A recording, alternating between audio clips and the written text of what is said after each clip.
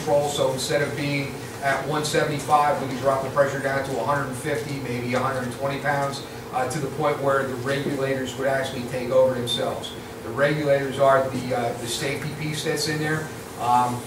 Because of San Bruno and things that have happened over in the world, in the United States, we do have remote valves on transmission lines that Columbia would be responsible for in this area. So after so many miles of footage of high pressure main they would have an automatic shut off that they can shut off, but we do not have it at that gate station. Now that Columbia main line has blow-off valves as well, right? Everybody has blow-off valves. Because we've gotten many calls right past the high school where it's a warm summer's day and what was attributed to that? It's very possible. We've turned around, But that would reset itself, you said before. Yeah. It depends on the type of valve it is. Like I said, if it's a full blow, full release going across, somebody's got to get out there and see what's going on. Right. The volume is just be too big for it to set off. If it's a telltale relief where it's just meant to basically let somebody know that there's a problem, it's set real low. So either way, if we smell it, we should be calling. Yeah, you need to call. Right. So, okay. Right. Yeah, you have no idea what the deal is. Hey, we smell gas, something's going on, go check. Right, I mean, we run it. It will go away. Right. Okay. And that's what we're going to tell you.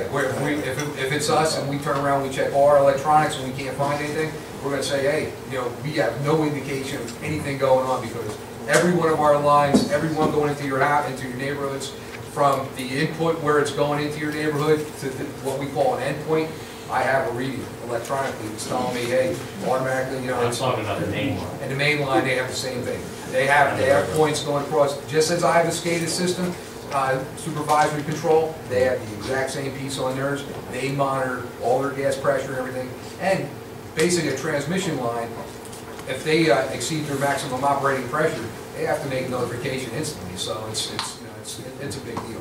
How far out does your SCADA system go towards the end user? My SCADA system monitors the whole system going across. I don't want to monitor your house or your street, but I know the inlet going into your street. I know what the pressure is. Is there some way we can get a map of all these blow-off? As of national security and everything else, I can't offer it to you. And then when you turn around and request it, I'm going to just tell you no, because. So just call. Paul? Well, the reason I was asking is because it always seems to be in the same areas, especially on the mountain. It's always Pleasant Grove Road, Worley Road, Flocktown Road, Allright Road. And let us know that. And that way we document where you're going across, especially on our times. But, Well, we tell the county to notify you. If they notify you, we don't know. Sometimes we get notified, sometimes we don't. Is there a single point of contact between you guys and Columbia as far as? We contact our gas controls 24/7, their gas controls 24/7. Anything happens with Columbia, anything happens with Elizabethtown that has to do with Columbia's tie-in, they're notified instantly. And we're notified of anything that's going across on their lines.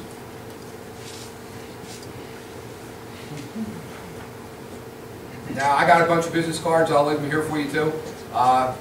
My responsibilities for Elizabethtown Gas, I've been here for 27 years. It's always been in the instrumentation and the electronics world here.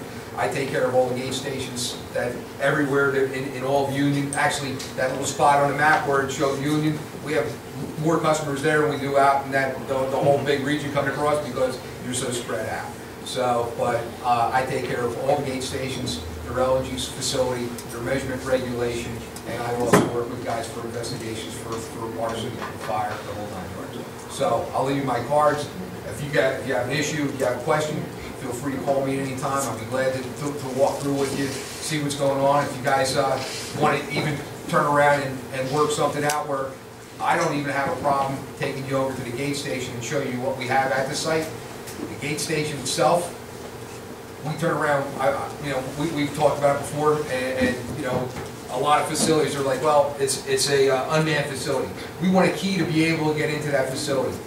No, you stay out of that facility. You don't want it. You don't want to know what's going on in there. You need to know about what's happening around it. But if there's a problem there, you need to get me or one of my guys there, because we'll make it safe.